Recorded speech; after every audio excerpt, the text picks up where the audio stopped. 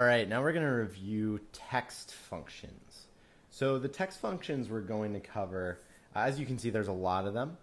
Most commonly used ones are the ones we're going to cover. So these are the concatenate, find, left, lower, mid, proper, replace, right, search, split, trim, and upper functions.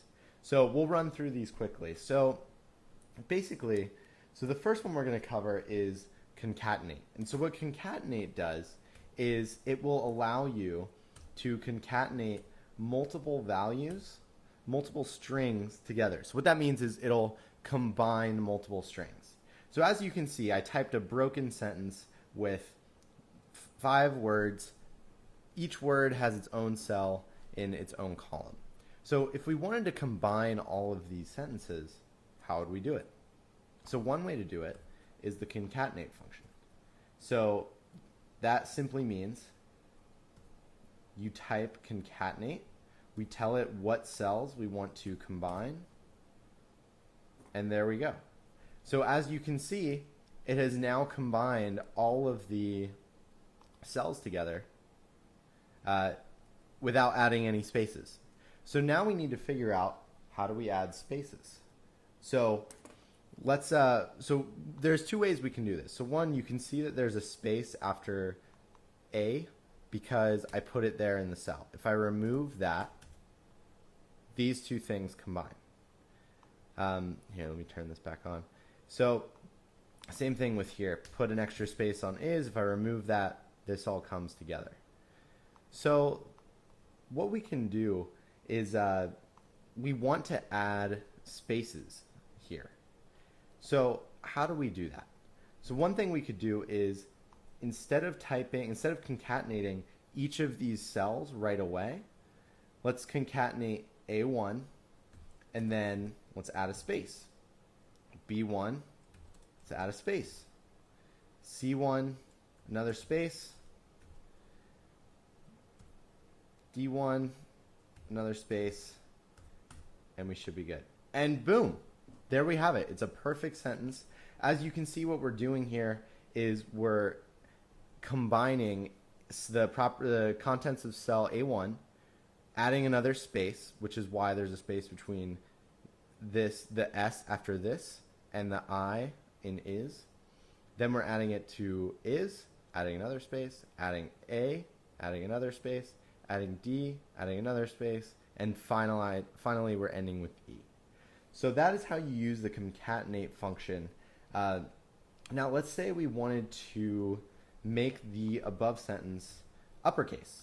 So one tool that you can use is called upper, where you pass in a argument. So in this case, we'll make it this sentence. Close the parentheses, hit enter, and it turns the entire sentence into uppercase.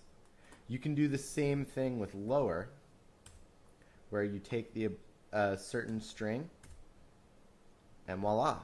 This can be really, really useful if you have a bunch of data that's just horribly garbled and you need to fix it.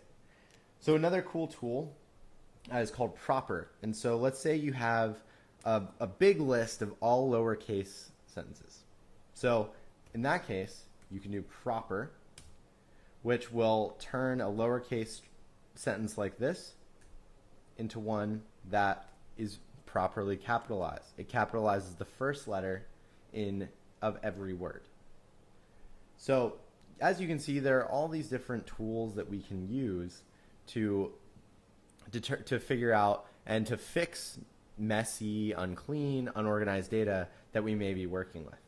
Now let's say we wanted to let's say that this was all lowercase, and so we have a broken sentence here. So what we could do, and this is getting into nesting, which we'll cover more in our last video on functions, which is the next video. But if we wanted to, let's say we wanted to concatenate here. Let's say we wanted to concatenate all of these, and we wanted to properly capitalize it. How do we do that?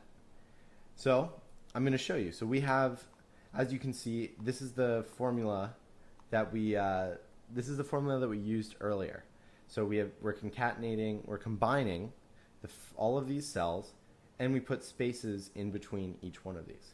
Now, another thing we can do is we can make this word, this first value, proper. So what that means is we're making that it will take the first, the word in this cell, no matter what it is, and it'll capitalize it. But as you can see, we're doing this function, we're pulling off this function inside of another formula, inside of another function. So what happens when we hit enter here? There we go. We've perfectly capitalized it. That will not matter if this is the word chili, alligator, whatever it is. It will turn this first word into a properly capitalized word. And you can see that we're doing that with a function inside of another function. So that's what's known as a nested function. Next, we're going to cover how you can use these nested functions to perform multiple operations on a bunch of data that you may have in a spreadsheet. So we'll show you how you can use this to pull together different blocks of text like we have here, and how you can format it all properly so that it looks like a normal, nice sentence like we have here. So stay tuned, we'll get to that next.